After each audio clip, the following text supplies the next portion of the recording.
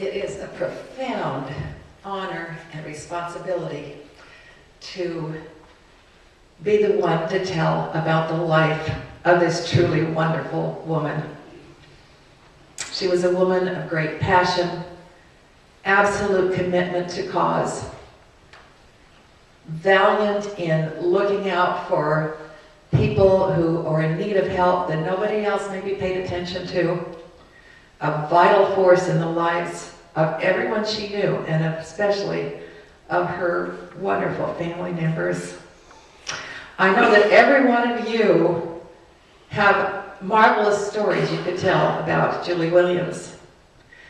I hope that in the time that I have, I can at least give a glimpse of this extremely unique life, and that all of you will be able to remember the things and the stories you know about her. I have never known anyone in my life that had more stories to tell, and every time I'm with Tom and Julie, I learn other incredible stories, and I think, how could so much fit into 2 lives of these really special individuals? But I'm going to give this my best effort. It was July 11th, 1946, when Julie Afton Andrews was born in Payson, Utah. Her life was an extraordinary one, wrought with some of the worst possible hardships and some of the greatest joys. She had 2 brothers who are alive today and whom she adores. She was the middle child. Her youth was spent in Spokane, Washington, in Nephi, Utah, Billings, Montana, and Denver, Colorado, where she graduated from high school. But Julie always talks of Nephi, Utah as her hometown. She has dear relatives there, lots of happy memories, and both she and Tom have sites in the cemetery there in Nephi. In that small town in central Utah, small Mormon town in central Utah, Julie was often embarrassed by the party-going ways of her parents, who had a difficult marriage, and so Julie's youth was not an easy one. She worked hard from the time she was a child. She was worked in a nursery, sold plants. She did lots of ironing, always putting away for the day that she intended to go to college, which wasn't typical ambition for a girl from some of the small towns where she was from. Julie wanted to go to college, and she, not knowing that her parents didn't have much money, would earn this money, work hard, give it to her mother to save. So for years, she gave her mother money for her college, and when it was time to go, she discovered that money had been spent. She was devastated. She wanted to get out of the house, and a great blessing in Julie's life was her uncle, Bob Begstead, who has a relative right here in Los Altos. He's a patriarch for the Church of Jesus Christ of Latter-day Saints in Washington, D.C. He heard about her plight, and at that time he was teaching at the New Mexico State, and he and his generous wife made the offer to have Julie come and stay with them and live with them while she attended college. And she was able to do that. So Julie left for Las Cruces, New Mexico, and started her college career. She became editor of the college newspaper, and journalism has been a lifelong love of hers. She finished college with top grades in only 3 years. During that time, she met a young man named Gordon Hill, nicknamed Buddy. They got married. He was in the ROTC, and he qualified for the jet pilot program. There were 100 in his class. They started traveling as he went from military camp to military camp, and a son, Brian, was born in Big Springs, Texas. Unfortunately, he was very premature and had heartbreaking handicaps that altered the course of Julie's life. Buddy Hill, Julie's husband, was #1 in advancements in this group of 100 young men. He didn't realize that in making known to the military people that he worked under, he let them know that he did not intend to re-enlist. and didn't realize that letting them know this inclination would cause them to send him off to the real war, a big part of American history, the Vietnam War.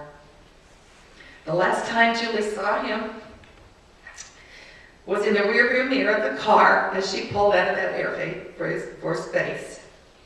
He was a member of the Forward Air Reconnaissance. These were the pilots who were instructed to fly low and to drop what Tom calls pineapple bombs.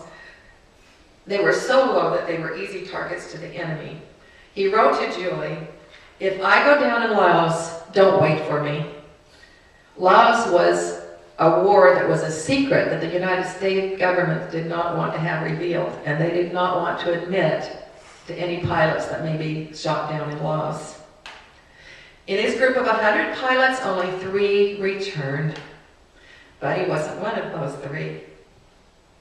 While he was on duty in Vietnam, Julie moved to Washington near her parents, where they made up for many past offenses with the tremendous help they gave to her in raising Brian, Julie's handicapped son.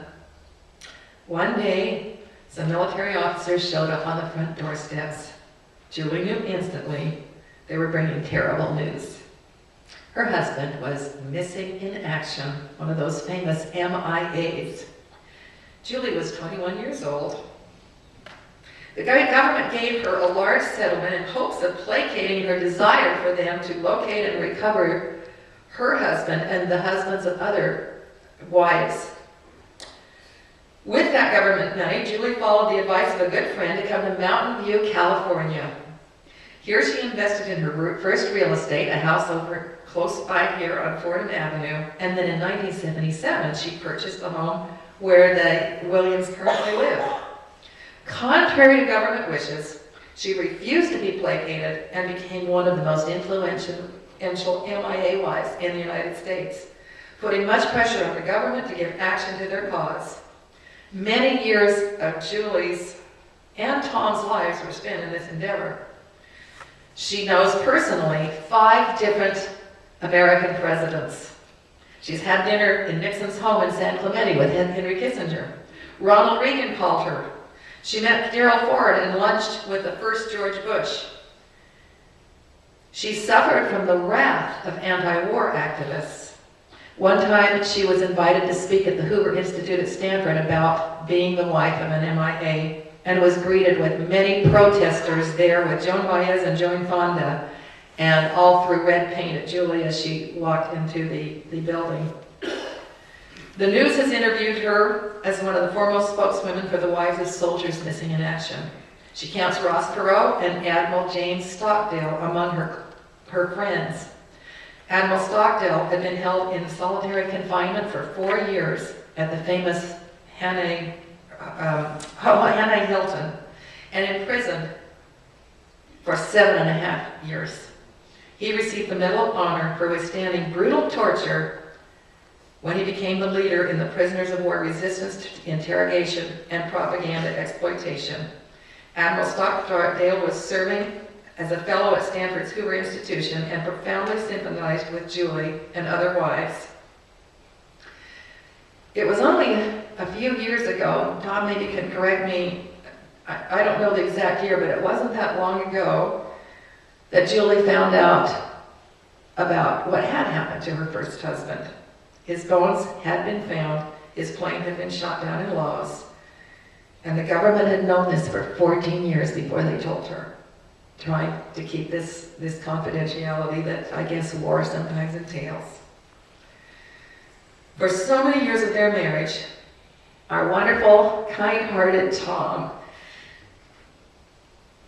supported Julie in her cause, and he commented to friends, "I thought I married Lady Godiva, but I really got Joan of Arc." She was that passionate in her cause. In recent years, Julie has donated boxes of her husband's belongings from the war, including recordings describing what was happening to him there, to the Hoover Institute at their request. Let's back up a little bit. When Julie moved